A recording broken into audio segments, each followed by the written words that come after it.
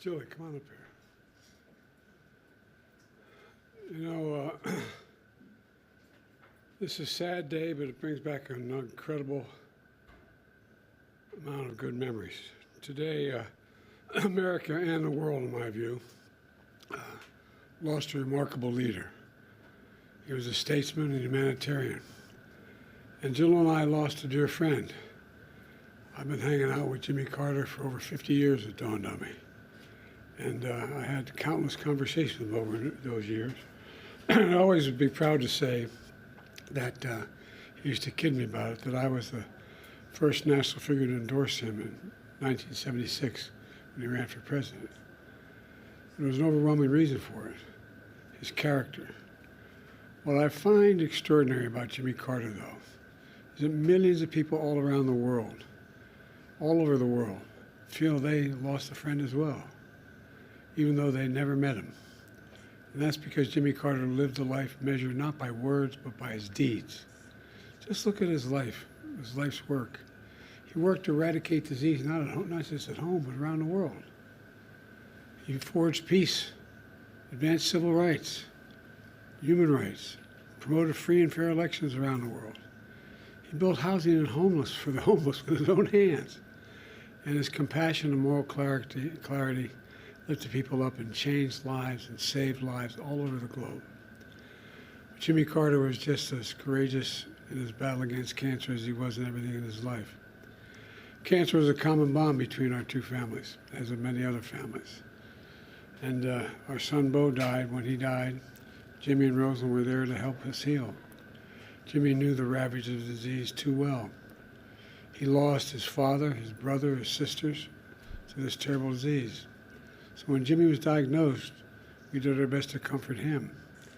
We met with him down in Plains. We met with him, and anyway. We talked and shared our beliefs that as a nation, we have the talent.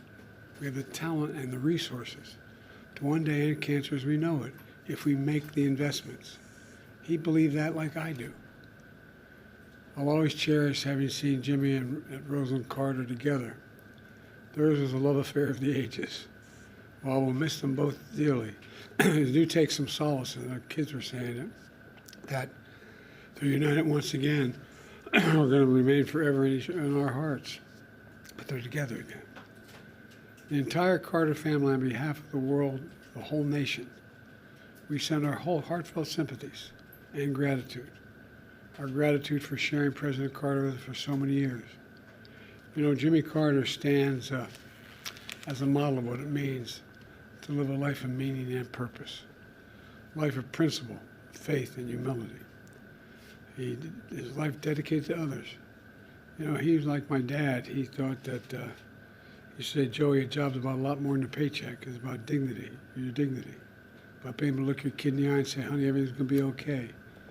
He believed, as I do, and many as you do, that that's absolutely possible. It's within our grasp to do that. It's not that hard. In his life, he served the nation in the Navy. He led the state of Georgia. He became president and a beloved statesman all over the world. But to know his core, you need to know he never stopped being a Sunday school teacher at that Baptist church in Plains, Georgia. Today's world, some look at Jimmy Carter and see a man of a bygone era. With honesty and character, faith and humility, it mattered.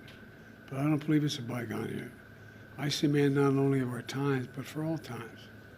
Someone who embodied the most fundamental human values we can never let slip away. Although sometimes it seems like it is. We may never see his like again. We'd all do well to try to be a little more like Jimmy Carter. You know, my mom, you've heard me say this before, used to say, bravery lives in every heart, and someday it'll be summoned. Every time it was summoned, he stepped up. Every time, politically, personally, morally. And, you know, everything. The one thing I admired most about him, he thought and believed, and he really did believe this, and I do as well, that everybody deserves an even shot. No guarantees, just a shot. Everybody deserves a shot. And, you know, he gave an awful lot of people a chance. So, as I said, I was an admirer. I consider myself a friend. Kept in touch with him, and his son, I was going to tell you a story his son told me, but that'd be inappropriate. Maybe he'll tell you, but about I think he's happy. I think he's happy with Roseland. So. Mr. President, as you think about your post-presidency, is there anything about Jimmy Carter's time after leaving office that inspires you for the years ahead? Yeah, never give up hope. Never give up hope. I mean it from the bottom of my heart. So much negativism out there. I know you're tired of hearing me say it over the last 4 years. But folks, there's nothing beyond our capacity. Nothing beyond our capacity. If we do it together. And I mean it. I mean it. And he believed it. Sir, what is your fondest memory of Jimmy Carter? I have a number of them. I guess maybe my fondest memory of Jimmy Carter was when he grabbed me by the arm and said, I need you to help me in my campaign. And I said, I've only been around a couple of years, Mr. Governor. He said, no, it'll make a difference. I said, I'm not sure it will. He said, no, it will. When I endorsed him for president, I told him why I was endorsing him, and that it was not only his policies, but his character, his decency, the honor he communicated to everyone. And but he was also very, very, he and Roseland were very kind to Jill and me when we lost our son, Bo. They were there for us. And I don't know, it's, I think that what Jimmy Carter is an example of is just simple decency. Simple decency. And I think that's what the rest of the world looks to America for. So what members of the family have you spoken to? I think I've spoken to all the children. Maybe some, I just got off the phone with, I think there were, I don't know how many on the phone, but I think, and I've spoken to some of the friends of the family. They're helping with the services. And my team is working with his family and others to see to it that he is remembered appropriately here in the United States and around the world. There's a process we're going through that will take a little time is to set up this. I announced earlier today we're going to do a major service in Washington, D.C. on behalf of him. But that's a formal procedure that's underway. So I'm sure we start talking a lot to the family between now and my main contact is Chip. Is there anything President Trump to take from President Carter? Decency. Decency. Decency. Everybody deserves a shot. Everybody.